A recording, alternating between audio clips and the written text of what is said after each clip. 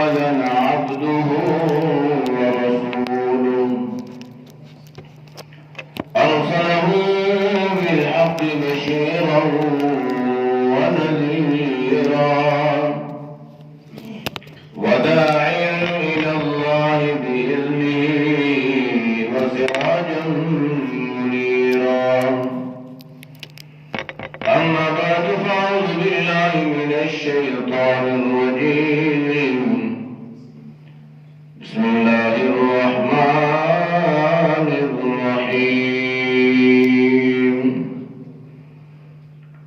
وإذ أخرجه الذين كفروا ثاني اثنين إذ هما في الغار إذ يقول لصاحبه لا تحزن إن الله معنا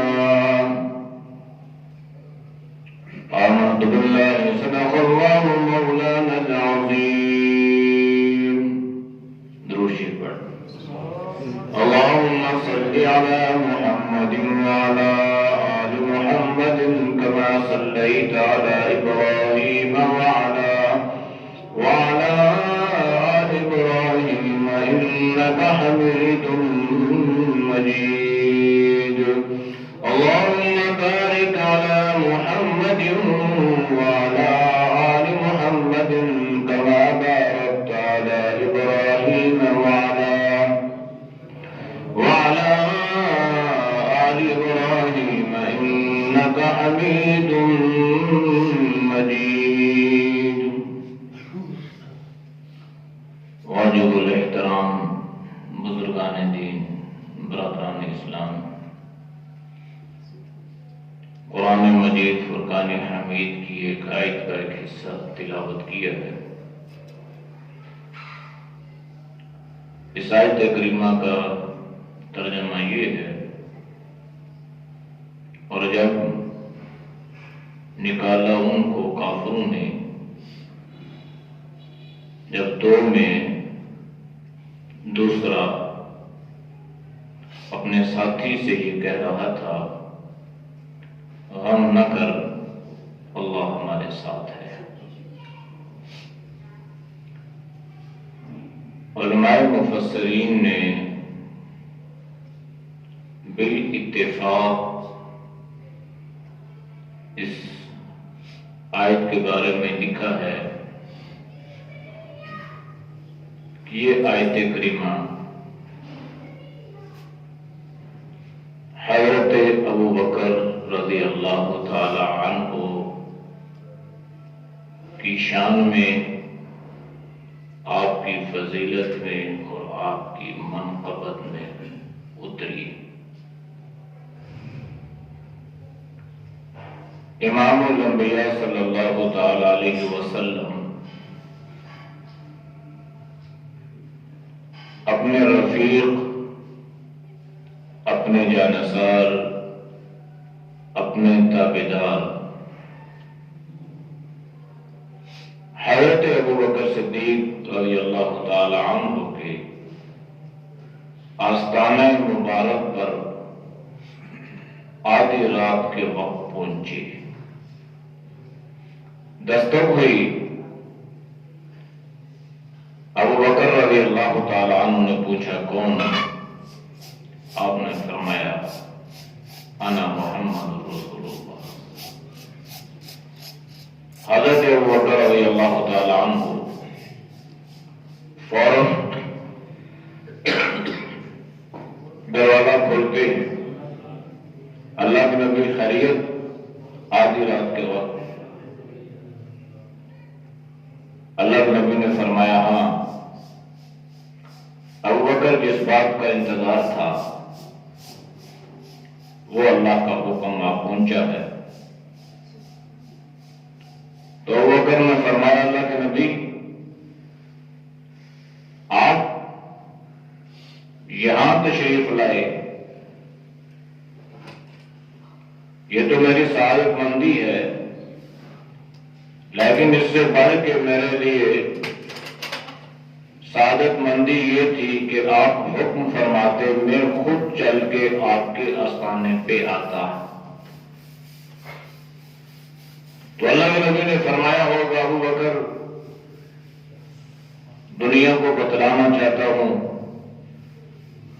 آنے والے انسانوں کو بتلانا چاہتا ہوں، جو تیری صداقت پر اعتراض کریں گے، انگلیاں اٹھائیں گے، انہیں بتلانا چاہتا ہوں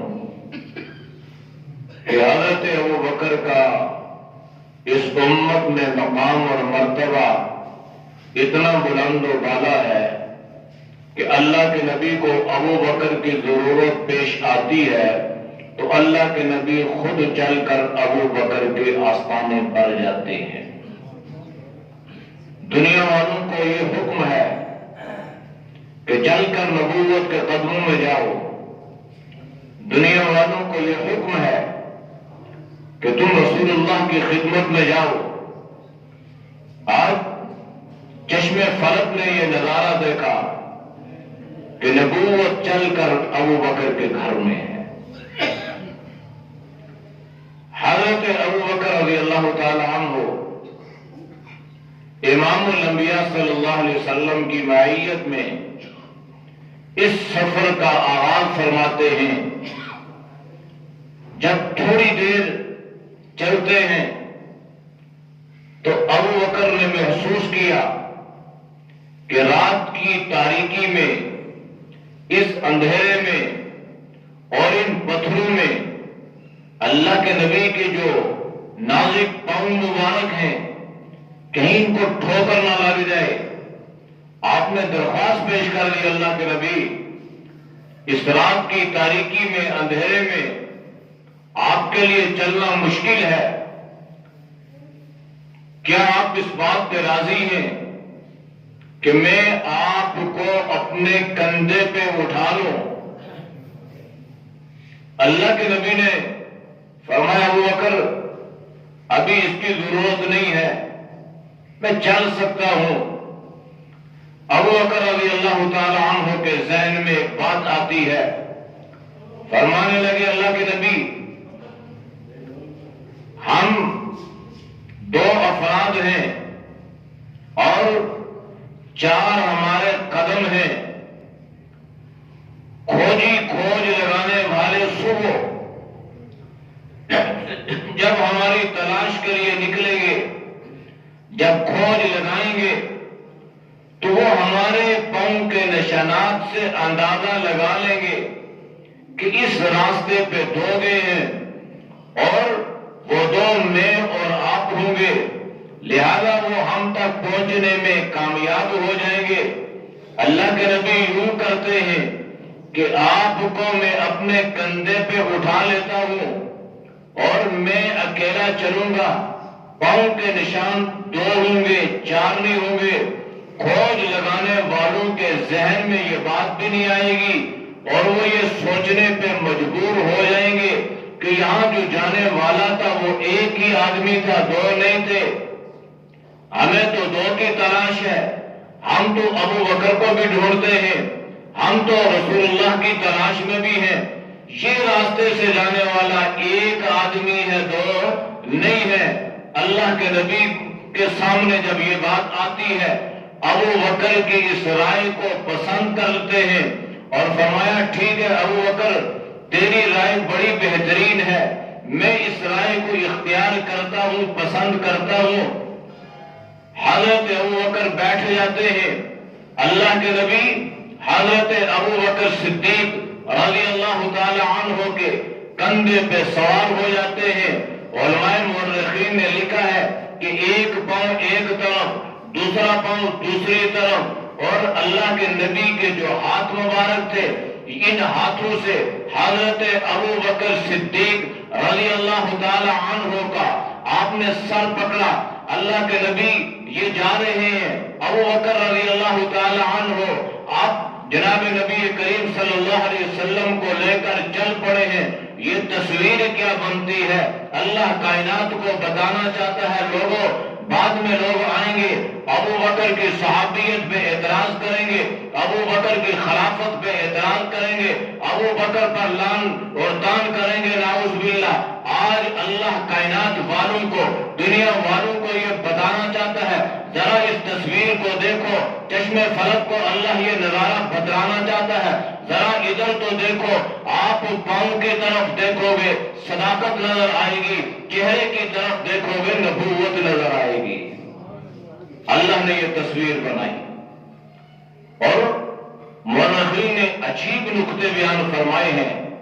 فرمایا کہ دیکھیں، آج حضرت ابو بکر رضی اللہ تعالی عنہ کا سینہ جو ہے، آپ کی چھاتی جو ہے، یہ نبی کریم صلی اللہ علیہ وسلم کے قدموں میں ہے، اور اللہ کے نبی کے دست مبارک جو ہے یہ حضرت ابو بکر صدیق رضی اللہ تعالی عنہ کے سر پہ ہیں۔ کھوج لگانے والوں نے کھوج لگانا شروع کی، وہ کفار، وہ مشرکین، وہ منافقین بھی اس بات کو سمجھتے تھے کہ اس دنیا میں اگر رسول اللہ کا کوئی سچا حبیدار ہے تو سب ہی، اس پر کوئی اعتراض نہیں ہے، لیکن ان سب میں سب سے زیادہ جو اللہ کے نبی سے وفا کرنے والا، جو اللہ کے نبی سے محبت کرنے والا، دنیا اس کو ابو بکر کہتی ہے، یہ سارے لوگ، یہ ابو جہل اینڈ کمپنی، یہ رسول اللہ کی تلاش میں نکلتے ہیں، اور انہوں نے اس بات کا اندازہ لگا لیا تھا کہ رسول اللہ کو سب سے زیادہ محبت ابو بکر سے ہے، لہذا یہ کھوج لگانے والے سب سے پہلے ابو بکر کے گھر میں جاتے ہیں۔ وہ کافر ہو کر بھی، وہ مشرک ہو کر بھی، وہ منافق ہو کر بھی اس بات کو سمجھتے تھے کہ یہ نبوت و صداقت، یہ آپس میں ایسا گہرا رشتہ ہے کہ ان کو کوئی جدا کر نہیں سکتا، اور رسول اللہ کو سب سے زیادہ محبت ابو بکر سے ہے۔ یہ آدھی رات کا وقت تھا، اللہ کے نبی کہاں تشریف لے گئے ہوں گے؟ حضرت علی تو آپ کے آستانے مبارک پہ سوئے ہوئے ہیں، لہذا یہ فوراً حضرت ابو بکر کے گھر میں جاتے ہیں۔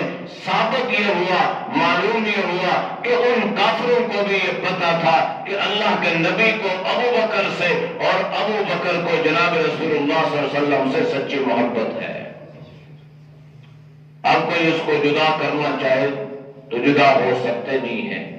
آسمان کی طرف انسان تھوکے تو وہ تھوک انسان کے چہرے پہ پڑتی ہے، کسی کی شان میں کوئی کمی واقع نہیں۔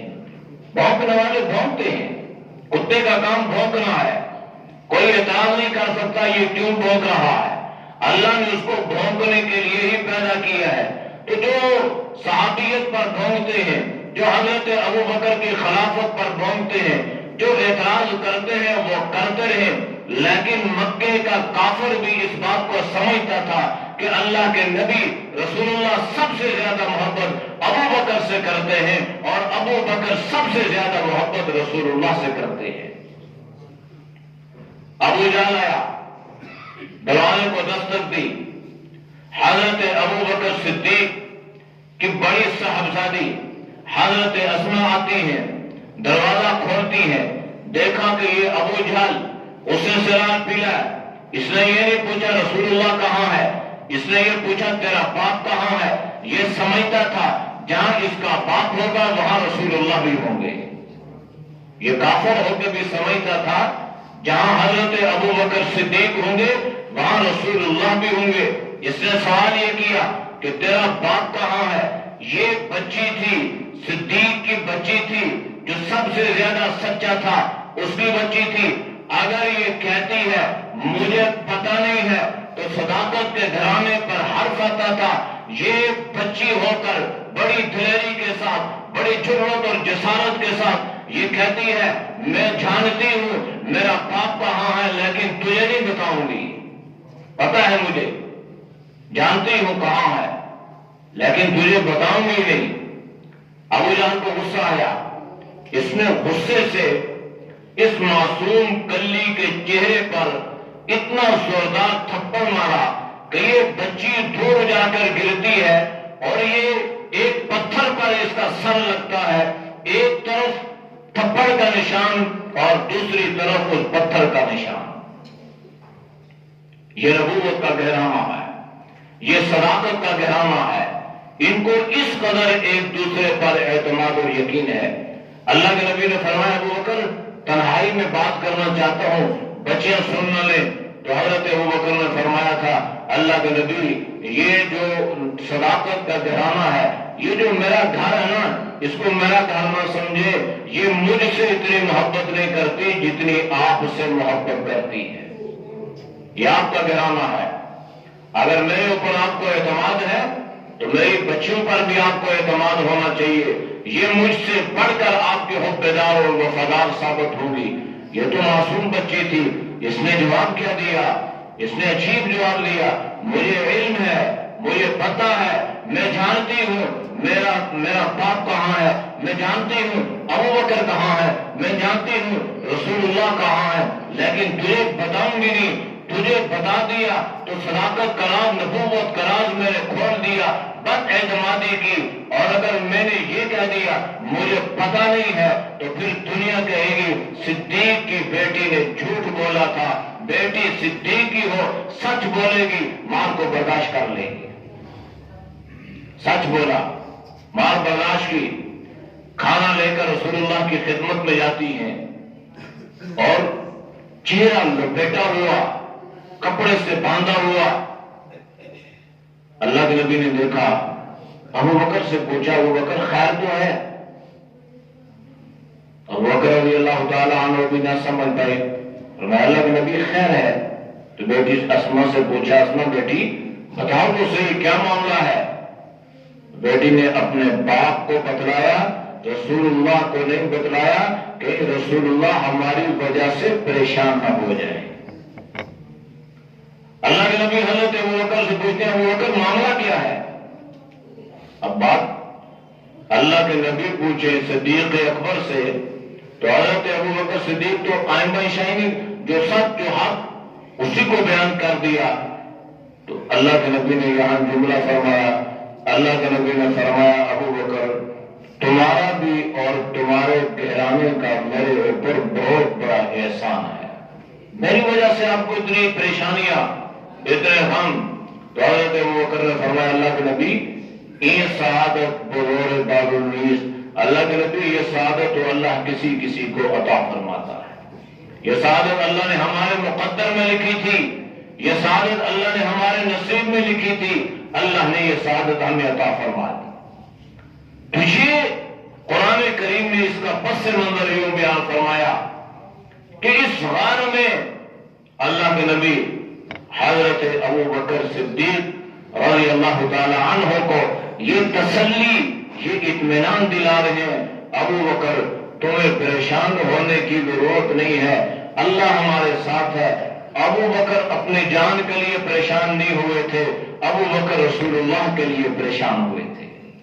کہیں دشمن جو یہ غار کے دہانے تک پہنچ چکا ہے، جو بالکل قریب پہنچ چکا ہے، جن کی پاؤں کی آہٹ غار کے اندر سنائی دے رہی تھی، شور شرابہ اندر آ رہا تھا، آوازیں اندر آ رہی تھی، حضرت ابوبکر رضی اللہ تعالیٰ عنہ پریشان ہوتے ہیں۔ اللہ قرآن اتار رہتا ہے، نبوت کے زمانے صداقت کو اللہ یہ تسلی دیتا ہے۔ قرآن کریم نے ثانی اثنین اذ ہما فی الغار اذ یقول لصاحبہ کہہ کر مقام صحابیت پر، مقام ابو بکر پر اور مقام صحابیت پر اللہ نے ایک مہر سبق کی ہے۔ آپ کوئی ان اللہ معانا کو الگ کرنا چاہے، قرآن سے نکالنا چاہے تو نکال لو، اس لیے قرآن سے تو کوئی نکال سکتا نہیں۔ یہ ساری باتیں، ان سب باتوں کا نچوڑ رسول اللہ نے ایک عجیب جملہ فرمایا۔ آپ نے فرمایا ابوبکر اس دنیا میں میرے اوپر بہت بڑے احسانات ہوئے، میرے خاندان والوں نے احسانات کیے، میرے چچاؤں نے میرے ساتھ احسانات کیے، میرے رشتہ داروں نے میرے ساتھ احسانات کیے، میری ازواج نے میرے ساتھ احسانات کیے، لیکن یاد رکھو ابوبکر اس دنیا میں جس نے بھی میرے ساتھ کوئی نیکی کی، کوئی احسان کیا، کوئی بھلا کیا، میں نے سب کا بدلہ دنیا میں چکا دیا۔ ابوبکر میری امت میں فائد ہے کہ تیرا بدلہ میں دنیا میں نہیں چکا سکا۔ تیرے احسانات میرے اوپر اتنے ہیں، تیرے گھرانے کے احسانات میرے اوپر اتنے ہیں کہ تیرے احسانات کا بدلہ میں اس دنیا میں نہیں چکا سکا، کل قیامت کا دن ہوگا میں تیرے احسانات کا بدلہ چکاؤں گا۔ اللہ کیسے احسانات کا بدلہ چکائے گا؟ قیامت کا دن ہوگا، اہل جنت جنت میں چلے گئے، اہل جہنم جہنم میں چلے گئے، اللہ سب کو اپنا دیدار نصیب فرمائے گا۔ اللہ ہمیں بھی نصیب فرمائے۔ وہی اللہ کا دیدار ہوگا نا، وَرِضْوَانٌ مِّنَ اللَّهِ أَكْبَرُ۔ اللہ قرآن میں کہتا ہے یہ سب سے بڑی اہل جنت کی خوش نصیبی ہوگی کہ آج اہل جنت اپنے خالق کا دیدار کر رہے ہیں۔ اور 70 سال کا عرصہ گزر گیا اور یوں ٹکٹکی باندھ کے کہ آنکھ جھپکے بھی نہیں، اتنی بھی ان کو فرصت نہیں ملے گی کہ انسان فطرتاً آنکھ جھپاتا ہے، یہ بھی نہیں جھپکے گی۔ اس انداز سے، اس توجہ سے اہل جنت اپنے خالق اور مالک کا دیدار کریں گے۔ اللہ سب کو نصیب فرمائے۔ اب دیدار دو طرح کا ہوگا۔ اللہ کے نبی نے فرمایا دیدار دو طرح کا ہوگا، ایک دیدار عام ہوگا، ایک دیدار خاص ہوگا۔ دیدار عام ساری امت کے لیے ہوگا اور اللہ کے نبی نے فرمایا دیدار خاص میرے ابو بکر کے لیے ہوگا۔ جس کو اللہ خاص دیدار کروائے، جس کو اللہ خاص یہ مقام اور مرتبہ عطا فرمائے کہ ساری امت محمدیہ صلی اللہ علیہ وسلم ایک طرف، حضرت ابو بکر رضی اللہ تعالی عنہ ایک طرف، جتنا مقام اور مرتبہ، یہ احسانات کا بدلہ آج اس انداز میں اللہ چکا رہا ہے کہ ساری کائنات، کیونکہ بدلے اللہ کے نبی سب کے دنیا میں چکا چکے، لہذا سب کو دیدار عام ہوگا۔ اور اللہ کے نبی نے فرمایا ابو بکر کو یہ جو دیدار خاص ہوگا یہ ان احسانات کا بدلہ ہوگا جو دنیا میں اللہ کے نبی حضرت ابو بکر رضی اللہ تعالی عنہ کو چکا نہ سکے، آج اللہ اس انداز سے ابو بکر کے احسانات کا بدلہ اتار رہا ہے۔ اب یہ عظیم مقام اور مرتبہ اللہ نے حضرت ابو بکر صدیق رضی اللہ تعالی عنہ کو عطا فرمایا۔ اس لیے ضرورت اس بات کی ہے، ضرورت اس بات کی ہے کہ ہمیں چاہیے کہ ہم ان کی زندگیوں کو فالو کریں۔ ہماری بہنیں، ہمارے بھائی، ہمارے نوجوان ساتھی، سارے کرکٹر کے نام یاد ہیں، سارے پلیئروں کے نام یاد ہیں، سارے فنکار، اداکار، کنجر، مراسل، سب کے نام انہیں یاد ہیں، لیکن اگر نہیں ہے تو حضرت ابو بکر کے، صحابہ کے، خلفائے راشدین کے، انوار مطہرات کے، اہل بیت کے پتہ ہی نہیں ہے۔ بچے سے پوچھو حضرت ابو بکر رضی اللہ تعالی عنہ کون تھے تو شاید کوئی جواب دے۔ اولاد سے پوچھو خلفائے راشدین کون تھے، خلفائے اربعہ کون تھے، ان کے کیا کام ہیں، ان کی کیا خدمات ہیں، تو شاید کوئی جواب دے۔ ورنہ ہم نے اپنے بچوں پہ اس انداز سے محنت ہی نہیں کی، اس کا نقصان کیا ہوتا ہے؟ اس کا نقصان یہ ہوا یہ بچہ اسکول سے نکلا، کالج یونیورسٹی میں پہنچا، یہاں گھیرنے والوں نے اس کو گھیر لیا اور ان لوگوں نے گھیرا جو حضرت ابو بکر رضی اللہ تعالی عنہ کی صحابیت کے قائل نہیں ہیں، وہ گھیرنا۔ اب اسے تو پتہ نہیں تھا، اسے تو اپنے علم کے بارے میں، اپنے مسلک کے بارے میں، اپنے صحابہ کے بارے میں علم نہیں تھا، لہذا جب وہ گھیرا ڈالتا نا تو انسان اس گھیرے میں ڈل جاتا ہے۔ پھر اس کا نقصان کیا ہوتا ہے؟ وہ یہ سمجھتا ہے کہ میں ٹھیک ہوں، باقی سارے غلط ہیں۔ یہ بد اعتمادی پائی جاتی ہے۔ اس لیے اپنے نظریات کو، اپنے عقائد کو سمجھنے کی کوشش کیا کریں کہ ہم مسلمان کیوں ہیں۔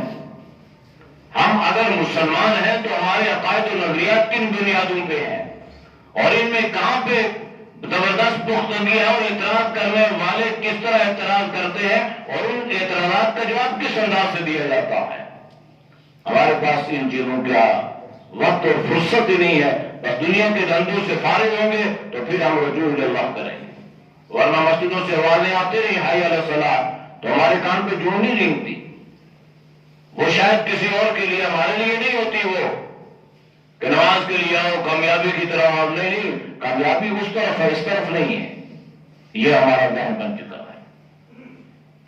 پھر ہم مناتے ہیں یوم یکجہتی کشمیر، وہ تو 70 سال سے منا رہے ہیں۔ یہ جتنے ڈے منائے جاتے ہیں نا، میں نے یہ نچوڑ نکالا ہے کہ سب سے زیادہ ظلم انہی لوگوں کے ساتھ کیا جاتا ہے لیبر ڈے آپ مناتے ہیں، حکومت لیبر ڈے، دنیا میں لیبر ڈے منایا جاتا ہے، تو آج تک کسی نے سوچا بھائی لیبر کی ضروریات کو کیسے پورا کیا جائے؟ حضرت ابوبکر صدیق رضی اللہ تعالی عنہ کی یہ بات کس حوالے سے ذہن میں آئی کہ حضرت ابوبکر خلافت جب ذمہ داریاں سنبھال لی تو آپ اپنے معاملات مصروفیات میں جب جانے لگے اپنے روزگار کے سلسلے میں، تو صحابہ نے فرمایا اے ابوبکر صدیق اگر آپ بھی کاروبار کریں گے، تجارت کریں گے، بزنس کریں گے تو پھر خلافت کی ذمہ داریاں آپ کیسے نبھائیں گے؟ تو آپ نے فرمایا کہ پھر میں گھر کا خرچہ کیسے چلاؤں گا؟ تو آپ نے فرمایا کہ صحابہ نے حضرت ابوبکر صدیق سے کہ آپ یوں کریں کہ آپ بیت المال سے اپنے گھر کا خرچہ چلائیں۔ تو حضرت ابوبکر صدیق نے پوچھا کہ پھر بیت المال سے کتنا خرچہ؟ جتنا آپ کی ضرورت ہے۔ بھائی کتنی ضرورت ہے؟ صحابہ جو جتنی آپ کی ضرورت ہے۔ حضرت ابوبکر صدیق نے فرمایا نہیں، اگر میں بیت المال سے اپنی ذات کے لیے خرچہ، اپنے گھر والوں کے لیے خرچہ لوں گا تو پھر اس مدینہ میں جو عام مزدور طبقہ ہے نا، جتنی ان کی اجرت ہے اتنی ابو بکر کی اجرت ہوگی۔ اور آپ نے فرمایا اگر مزدور کی اجرت یعنی جتنی اجرت ان کی ہے، اگر اتنی اجرت ابو بکر رضی اللہ تعالیٰ عنہ یعنی میری اگر اتنی اجرت مقرر کر دی گئی اور میری جو اجرت مقرر ہوئی ہے اس سے اگر میری ضروریات زندگی پوری نہیں ہوں گی تو پھر ابو بکر اپنی اجرت نہیں بڑھائے گا، ابو بکر مزدوروں کی اجرت کو بڑھا دے گا۔ یہ لیبر ڈے ہے نا، اس کو کہتے ہیں نا احساس، شعور۔ یہ تو نہیں ہے بس یوم یکجہتی کشمیر، بینر لگاؤ، جلوس کرو، ریلیاں نکلاؤ اور قراردادیں پیش کرو اور پتہ نہیں کیا کیا کرو اور یہ رکھو جی کہ بس ہم نے ایک اپنی ذمہ داری کا حق ادا کر دیا، بس ہماری یہ ذمہ داری ہے۔ آج تک اس طرح باقی ہماری ذمہ داری ہے نا، یہ ذمہ داری بھی ہماری اتنی رہ چکی ہے، اتنی۔ قرآن کریم میں وَمَا لَكُمْ لَا تُقَاتِلُونَ فِي سَبِيلِ اللَّهِ وَالْمُسْتَضْعَفِينَ مِنَ الرِّجَالِ وَالنِّسَاءِ وَالْوِلْدَانِ الَّذِينَ يَقُولُونَ رَبَّنَا أَخْرِجْنَا مِنْ هَٰذِهِ الْقَرْيَةِ الظَّالِمِ أَهْلُهَا۔ اللہ نے ایمان والوں کو جھنجھوڑا ہے، اے ایمان والوں تمہیں کیا ہو گیا ہے کہ تم ان کمزوروں کے لیے، ان ضعیف مردوں کے لیے اور ان بچوں کے لیے تم میدان عمل میں اترتے نہیں ہو، تم جہاد کے لیے نہیں نکلتے ہو، تم قتال اللہ کے لیے نہیں نکلتے ہو، تم قتال کے لیے گھر سے باہر نہیں نکلتے ہو، جہاد کی عزم اور ارادہ نہیں ہے، شہادت کی تمنا نہیں ہے، اور تم یہ سمجھتے ہو کہ کشمیر آزاد ہو جائے۔ کیسے یہ آزاد ہوگا؟ ڈے منانے سے نہیں ہوتا، یہ خانہ پوری ہوتی ہے۔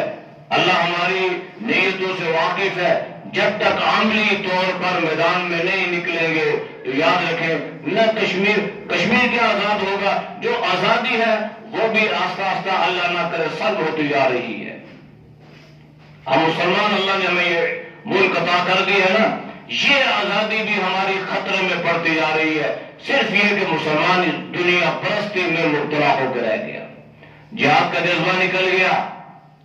جہاد کیا کریں گے؟ میں تو کبھی کبھی سوچتا ہوں جو نرم اور گرم بستروں سے نکل کر مسجد میں نہیں آتا، اللہ کے حضور سجدہ ریز نہیں ہوتا، 5 وقت کی صدائیں بلند ہوتی ہیں، یہ ادھر کو نہیں آتا وہ ادھر کو کیا جائے گا، جو اس محاذ پہ نہیں آتا وہ اس محاذ پہ کیا جائے گا۔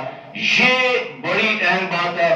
جب مسلمانوں میں یہ جذبہ پیدا ہو جائے گا کہ اللہ کے ایک حکم پر، اللہ کی ایک آواز پر وہ اپنی جان کے نذرانے پیش کرنے کے لیے تیار ہو جائیں گے تو پھر یاد رکھنا یہ کفر بزدل ہے، دلیر نہیں ہے، یہ انشاءاللہ اپنی موت آپ ہی مر جائے گا۔ تو اس لیے ضرورت اس بات کی ہے کہ ہم اپنے مسلمانوں کے لیے دعائیں بھی کریں، التجائیں بھی کریں اور عملی طور پر ان کے لیے میدان عمل میں نکلنے کی کوشش بھی کریں، اور اللہ سے جہاد۔ آج مسلمان پتہ نہیں جہاد کی دعائیں کیوں نہیں کرتا، شہادت کی دعائیں تو ہمارے ہاں ہے ہی نہیں ہے کہ حضرت ابوبکر صدیق اور صحابہ، حضرت عمر بالخصوص، یہ اپنے لیے شہادت کی دعائیں مانگا کرتے تھے، بلکہ اللہ کے نبی، بخاری کی روایت ہے، اللہ کے نبی نے خود اس بات کو پسند فرمایا ہے کہ میں اللہ کے راستے میں مارا جاؤں، پھر مجھے اللہ زندہ کرے پھر میں قتل کیا جاؤں، پھر میں مارا جاؤں، پھر میں قتل کیا جاؤں۔ یہ تمنائیں ہیں۔ جب مسلمانوں میں یہ جذبہ پیدا ہوگا، مسلمانوں میں یہ جذبہ جہاد پیدا ہوگا، تو انشاءاللہ کفر کو اللہ خود ذلیل و رسوا کر دیں گے۔ لیکن مسلمان کے اندر جتنے جذبات ہیں یہ سارے ٹھنڈے پڑتے جا رہے ہیں۔ مسلمان بس دنیا پرستی میں مبتلا ہو گیا، فیس بک، موبائل، نیٹ ورک، بس یہ سب کچھ ہماری جو 24 گھنٹے کی زندگی کا محور و مرکز ہے وہ اس کے ارد گرد گھومنا شروع ہو گیا۔ تو پھر ہم کس طرح جہاد کریں گے، کس طرح کشمیر کو آزاد کروائیں گے، کس طرح ہم مسلمانوں کی مدد و نصرت کر سکیں گے جبکہ ہم آج خود مدد کے محتاج ہوتے جا رہے ہیں۔ اس لیے قرآن نے جو فرمایا وہ حق اور سچ ہے۔ دنیا پرستی سے نکلیں، فکر آخرت، صحابہ کا مقام اور مرتبہ، حضرت ابوبکر رضی اللہ تعالی عنہ کی شان، خود بھی عمل کی کوشش کریں، اپنے بچوں کو، اپنی اولاد کو اس راستے پہ لانے کی محنت کریں، کہیں ایسا نہ ہو کل اللہ کی عدالت میں ہم ذلیل و رسوا کر دیے جائیں۔ اللہ ہم سب کو ان باتوں پر عمل کی توفیق نصیب فرمائے۔ وآخر دعوانا ان الحمد للہ رب العالمین۔